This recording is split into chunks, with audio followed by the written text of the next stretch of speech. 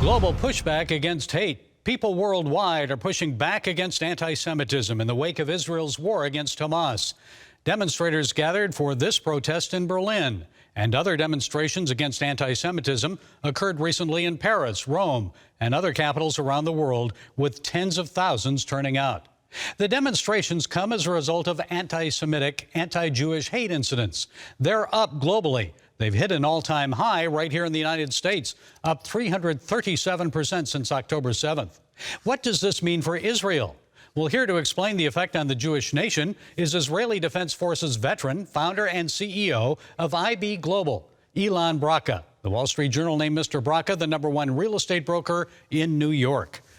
Ilan, thank you for joining us. So Israel continues this war against Hamas. The IDF is now sending seawater in to flood those terror tunnels beneath Gaza. Still, we're seeing these protests and worldwide support for the Jewish people and Israel. I'm sure that's encouraging. Absolutely. First, thank you for having me. And yes, as a soldier in the Israeli army in Golani, which really in the middle of the battle right now, aggressively in Gaza, I can tell you that the war that we have right now, it's the magnitude is it's something that we didn't expect or didn't see coming. We're fighting hard, and the support is coming from here. It's very, very important. Obviously, we don't feel it on the street. There is some groups that's thinking, or maybe uneducated groups, that doesn't understand the level of terror organization we're going against, and how important it's for us as Israel for the safety, but it's for the safety of the world. Because it's things like that, we feel like you see the scalability of it, and think about the scalability of losing control on people that feel like it's okay to do what Hamas doing, and let's copy them. How is this war itself changing Israel and the people? I saw one report that said Israelis need to brace themselves for economic hardship in the years ahead, but I know you see some positives too. Tell us what you see happening. So I think in one way, obviously, every time there is a war or things like that happening, that's another terror, and we got some terror attacks in the past.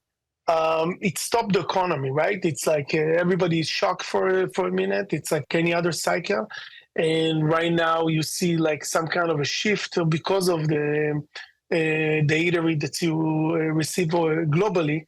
People thinking maybe I should have a place in Israel. Maybe I should buy real estate. Real estate is something that I know. We're doing it for 25 years, so we always study it and we see the trend. And you can figure it out that there is some kind of something coming up. Maybe it's a short trend, but it could take and escalate to a bigger one. And people thinking maybe I should take a piece. Maybe it's part of support of Israel. Maybe just like as a Jewish, I should have my peace in Israel, so for the safety of it. You'd think that with the war economy, though, that housing prices would go up, the market would be tight. Are there good deals there? Why should people buy property in a country at war with Hamas rockets falling on neighborhoods? Obviously, in a situation like that, you feel like there is no demand. But we have a shortage in Israel of a supply for many, many years. So we constantly have a growing demand because of the growing country in general, and also people's coming back. And now people saying, oh, no, maybe I should have some kind of investment property there just to have it when I need it, as a fallback. And, it's a beautiful country. It's a very, strong economy. And I don't see something like that. I can see something like that escalating and being bigger, and more people will buy just to have a piece of it. Some experts say the war may cost the Israeli economy about $500 billion over 10 years. So do you expect Israel will come out of this stronger? Yeah, it's funny that we're looking at Israel. Think about for a second as a CEO of mega companies. How many cycles we have in America or in global economy that you see CEOs handling it constantly those cycles, the down cycles, the up cycles. And I think, you know, if you're looking at Israel as a company, for example, a very, very strong company, we have enough leadership to go and manage those cycles, and we prove it for the last 75 years. So it's constantly, do you trust the leadership of today? And it's not politics leadership. Think about all the entrepreneurs leaders that came out. You know, we are a startup nation in Israel. We have technology to the highest level. We're growing strongly. And because of it, if you trust those leaders, you're saying, okay, they will go out of it. They will think, because as a CEO, you're always thinking, you know, a few years. You live in the future in a way for your company. Okay, Ilan Bracha, CEO of IB Global, thank you for sharing your time and insights. We appreciate it.